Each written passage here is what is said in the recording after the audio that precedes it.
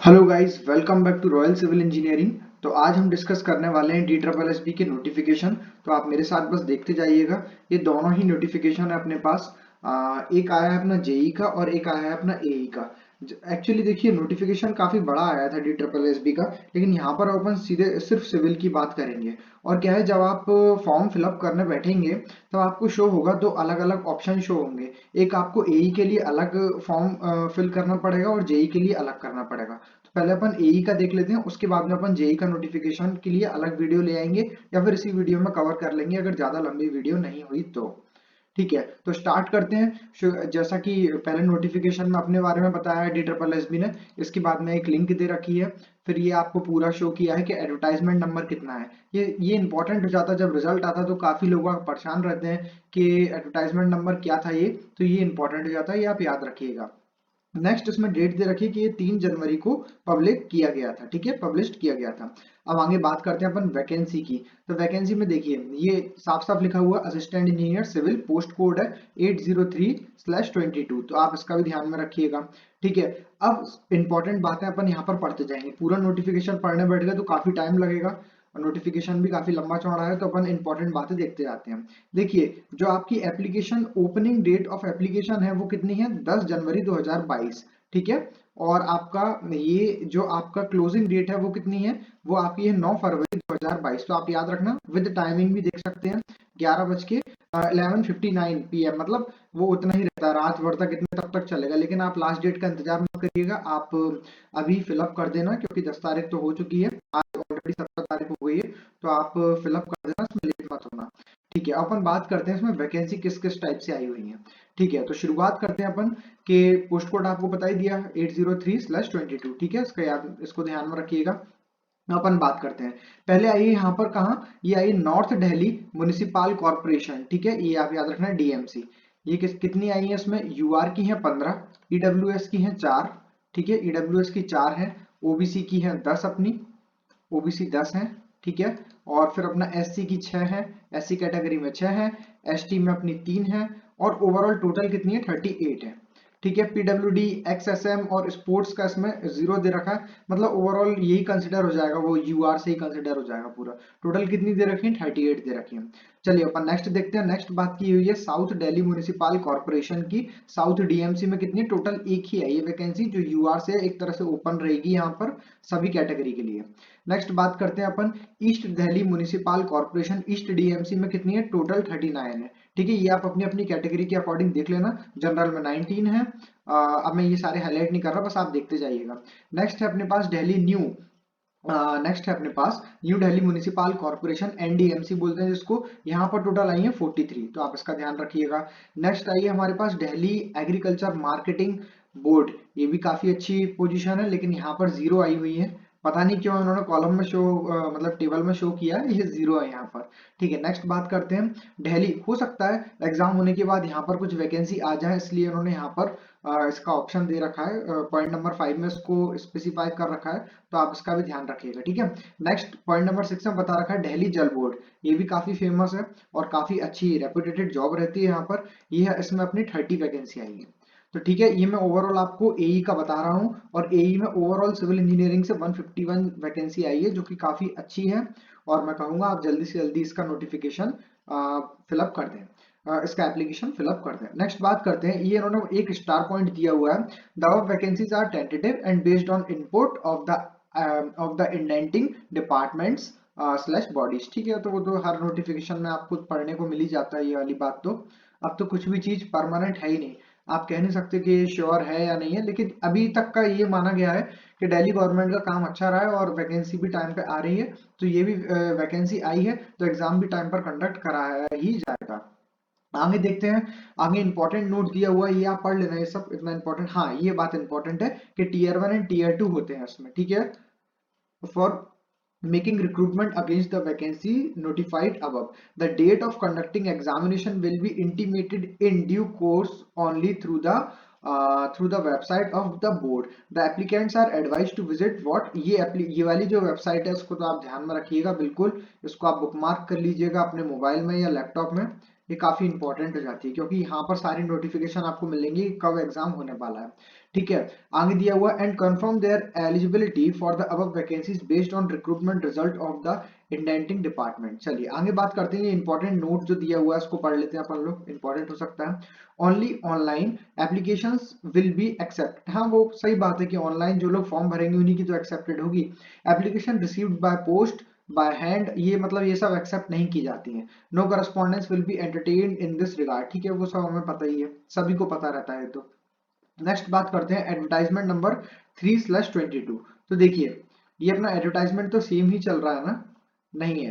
तो ये देखिए यहाँ पर एई का जो आपको कॉलम दिया हुआ था, ये 803/22 में इतना दिया, 6 पॉइंट यहाँ दिए हुए हैं। अब आपको आगे बताया गया हुआ है, ओवरऑल आपको बताया गया है कि the detail regarding the name of the post. ठीक है, अपन पढ़ते हैं जरा इसके बारे में। ठीक है, ये एडवर्टाइजमेंट नंबर तो यही था ना।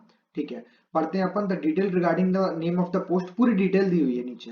ठीक है, तो डायरेक्ट अपन डिटेल्स देखते जाते हैं। Assistant engineer civil, post code 803/2022। ठीक है, 2022 के लिए ही आई है इसलिए। तो ये आप पोस्ट कोड याद रखिएगा।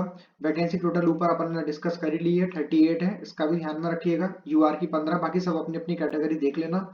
नेचर ऑफ ड्यूटीज एसोसिएटेड, हाँ तो उसमें काम क्या है ये भी बताया गया है। To manage day to day maintenance of area and project work which comes under their jurisdiction, makes estimates. ठीक है, get executed the civil work. ठीक है, तो आपको एस्टिमेट वगैरह बनाने हैं, सिविल वर्क में एग्जीक्यूटेड करना है, ये सब काम है।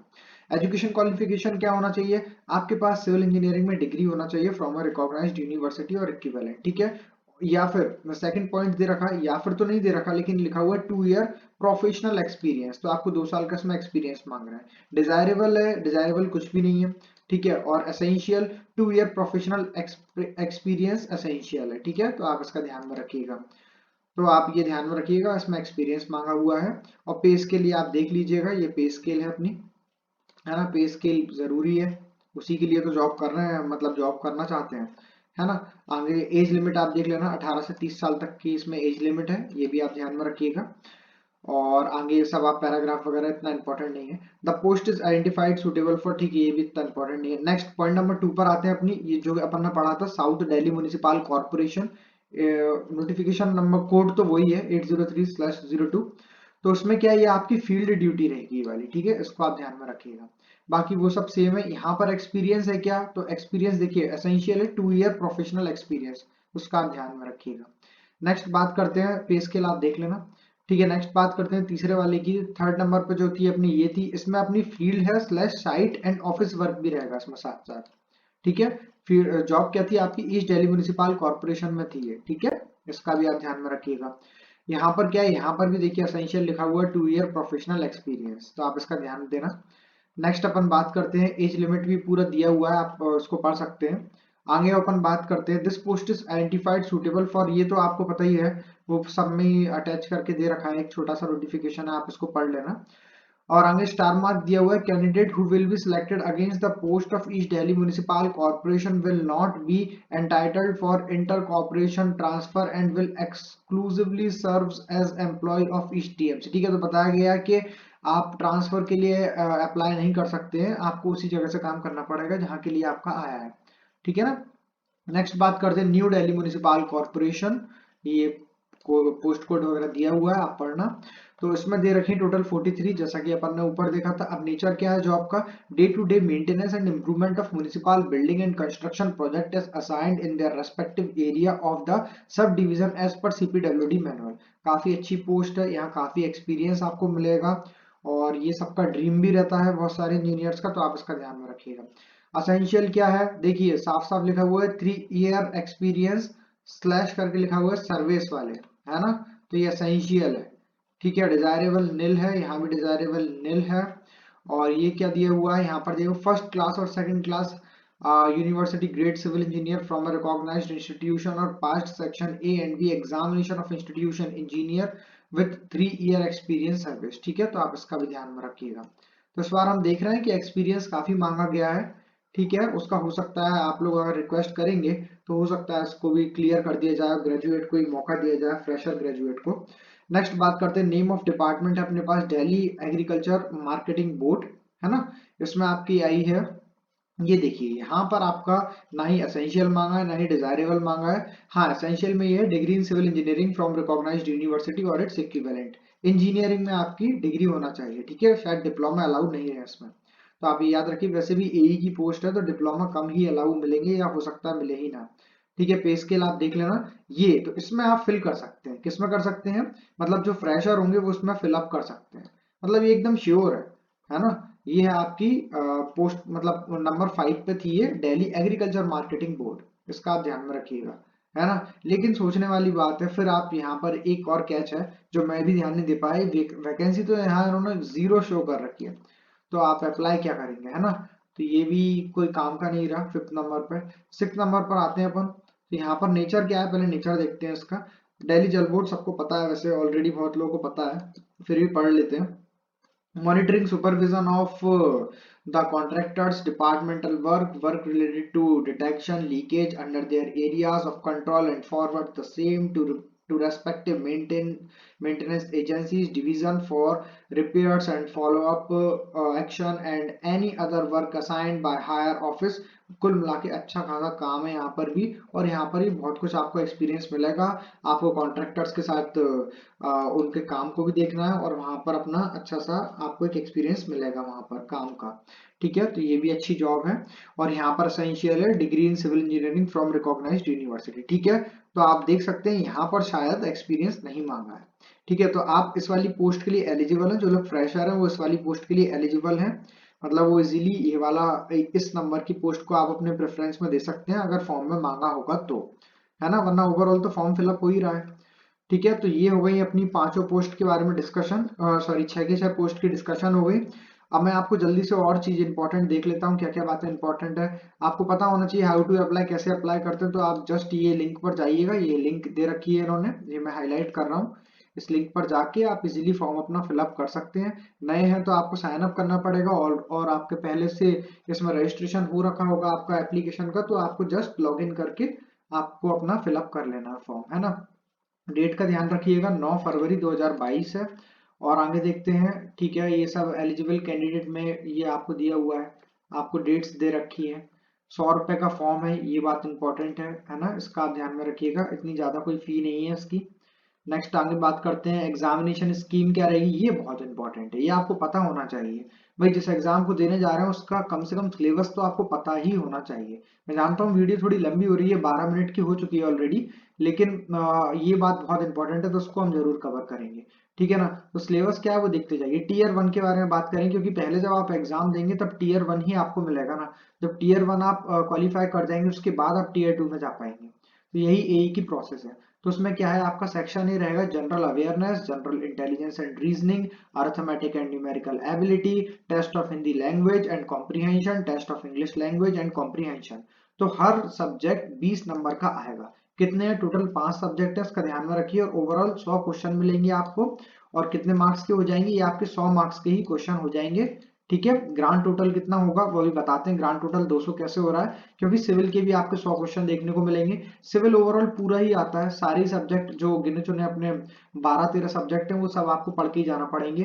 वो मैं आपको बता दूंगा, 12-13 जो भी सब्जेक्ट है, हो सकता है इसमें आगे स्पेसिफाई किया हो उन्होंने। फिर उसके बाद आपका टीयर 2 आएगा। ठीक है, तो देखिए टीयर 1 तो यहाँ तक मैं जानता हूँ ये ऑब्जेक्टिव ही होता है, ये लिखा भी हुआ है, देखिए ऑब्जेक्टिव टाइप का रहता है, तो आप ध्यान दीजिएगा इस पर। और टीयर 1 में दोनों सेक्शन ऑब्जेक्टिव रहते हैं। टीयर 2 में क्या रहता है, ये भी objective type multiple choice question है। ऑल्दो अब आप जैसे कि देख रहे हैं कि सारे पीएससी एग्जाम में वो ऑब्जेक्टिव होने लगा और एक ही पेपर होता है, लेकिन पता नहीं DSSB कब तक ये अपना पूरा पुराना तरीका चलाता रहेगा टीयर 1 टीयर 2 का। इसमें क्या है, काफी टाइम लग जाता है स्टूडेंट्स को एग्जाम क्वालिफाई और पोजीशन लेने में, लेकिन ठीक है। यहाँ 100 क्वेश्चन आएंगे आपके पास, 3 घंटे का एग्जाम होगा टीयर 2 में, और आपसे सब्जेक्ट से रिलेटेड ही पूछा जाएगा, है ना। दिया हुआ choice question covering the entire syllabus of the qualified subject. ठीक है, 100 मार्क्स का रहेगा, टोटल 100 मार्क्स रहेगा, है ना। तो ग्रांड टोटल हो जाएगा आपका 300, ऊपर के 200 और यहाँ का 100 मिला के ग्रांड टोटल हो जाएगा आपका 300 मार्क्स, है ना। तो आप ये ध्यान रखिएगा।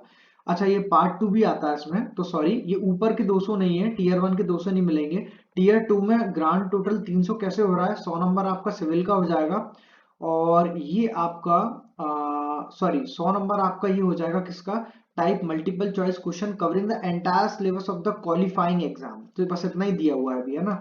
और इसी का पार्ट 2 भी होगा इसमें टीयर 2 में। तो objective type multiple question to evaluate the ability of application of concept, ठीक है, problem solving capacity and ability to comprehend context, analyze situation, evaluate options, make informed choice, apply theoretical aspect and principle relating to the technical and domain knowledge of the subject, है ना। तो ये technical knowledge से बात की जा रही है, मतलब सिविल का आई थिंक पार्ट 2 में सिविल का पूछा जाएगा जो कि 200 नंबर का होगा। और पार्ट 1 में मुझे लगता है जो ऊपर पार्ट टीयर 1 में जो पार्ट 1 था ना सेम ही आने वाला है ना। तो ये 100 नंबर का यहाँ पर होगा, तो इसका ग्रांड टोटल ये हो गया। तो काफी टफ एग्जाम है, सिंपल हम इसको नहीं कहेंगे क्योंकि टाइम टेकिंग एग्जाम है ये कुछ पॉइंट्स हैं, ये आप खुद से पढ़ लीजिएगा, मुझे इतने इंपॉर्टेंट नहीं लग रहे हैं इसलिए मैं, क्योंकि वीडियो भी अपनी ज़्यादा लंबी हो जाएगी। ये है पोस्ट प्रेफरेंस के बारे में, ये भी आप पढ़ना। मोड ऑफ सिलेक्शन क्या है, तो सिलेक्शन का मोड क्या है वो आप इसके बारे में पढ़ना अच्छे से, किस तरीके से सिलेक्ट करते हैं ये, क्या इनकी प्रोसेस है, क्या नॉर्मलाइजेशन है, ये सब आप पढ़ लेना, इतना इंपॉर्टेंट नहीं है। और देखते, क्योंकि देखिए सिलेबस काफी इंपॉर्टेंट था, वो पहले आपकी प्रायोरिटी होनी चाहिए, पहले सिलेबस, फिर बाद में आप और चीजें करते रहिए, उसकी कोई दिक्कत नहीं है। फिर ये आप देख लेना बोल्ड लेटर्स में जो लिखा है उसको पहले पढ़ लेना, इंपॉर्टेंट हो सकती है कोई चीज। ये पूरा आपको एज के बारे में दिया हुआ है, तो जिसकी जो भी एज हो वो यहाँ से कंफर्म कर लेना। और आगे जल्दी जल्दी देख लेते हैं, क्योंकि टोटल 32 पेज है इसमें। Important instruction to candidates they रखे हैं, सारे इंस्ट्रक्शन आपको पढ़ना चाहिए के पॉइंट तक। फिर उसके बाद जनरल इंस्ट्रक्शन फॉर कैंडिडेट, ये भी सारे इंस्ट्रक्शन दे रखे हैं। वही सब इंस्ट्रक्शन रहते हैं यार कि आपको वॉच पहन के नहीं जानी है, आपको फुल स्लीव्स वाली शर्ट पहनने को मना करते हैं ये, तो ये सब आप पढ़ के जाना अच्छे से। और देखते हैं बोर्ड डिसीजन फाइनल रहेगा, ये बात ठीक है। और देखिए ये कुछ ब्लर से उन्होंने नोटिफिकेशन यहीं पर ही इसमें पीडीएफ में अटैच कर रखे हैं, तो आई डोंट थिंक ये इतना इम्पोर्टेंट है। चलिए आगे चलते हैं। इसके बाद देखते हैं अपन टोटल 17 नंबर के पेज पर आ गए हैं, अभी टोटल 32 पेज है इसमें। ये भी दे रखा है government of national capital territories of Delhi, ठीक है, तो ये नोटिफिकेशन वगैरह आप देख लेना। जो इम्पोर्टेंट था वो आई थिंक सिलेबस तक ही इम्पोर्टेंट था, और बस इसके बाद में तो ये सब आपके अटैच करके उन्होंने दे रखे हैं, क्योंकि देखिए नोटिफिकेशन एंड तक चलता है आपका रिजल्ट आने तक, तो ये नोटिफिकेशन अब बार बार तो वो देंगे नहीं, तो एक बार में सारी इंफॉर्मेशन दे देते हैं। तो आपके लिए हाल फिलहाल इंपॉर्टेंट होना चाहिए एग्जाम क्वालिफाई करना, टीयर 1 कैसे क्वालिफाई किया जाए, टीयर 2 की क्या आपकी प्रिपरेशन है, क्या स्ट्रेटेजी है, वो सब आप खुद से बनाइएगा। तो यहाँ पर मेरा काम होता है खत्म और आपका काम होता है शुरू, और आप इस नोटिफिकेशन को जल्दी से जल्दी इस एप्लीकेशन को फिलअप कर दीजिएगा अगर आपका सपना है DSSB में AE पोस्ट लेने का। Thank you.